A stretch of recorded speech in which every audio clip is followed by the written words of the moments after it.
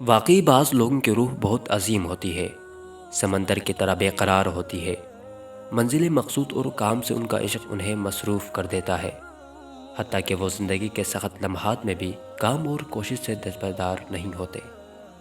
عظیم مسلمان مورخ ابن خلدون نے مقدمہ بر تاریخ کے نام سے اپنا نفیس شاہکار جلا وطنی کے دور میں لکھا تھا۔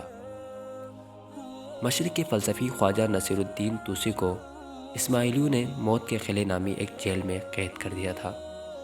انہوں نے اپنی عظیم اور بیش قیمت کتاب شرح اشارات اسی جیل میں لکھی تھی۔ ہمارے عظیم عالم شہید اول نے اسلامی قوانین کے متن پر مبنی عظیم کتاب لمع دمشق کے قید خانے میں لکھی تھی۔ سر والٹر آلا نے تاریخ دنیا قید خانے میں لکھی تھی۔ رابن کورمو نے انگلستان کے شاہکار ادبیات قید خانے میں تخلیق کی تھی۔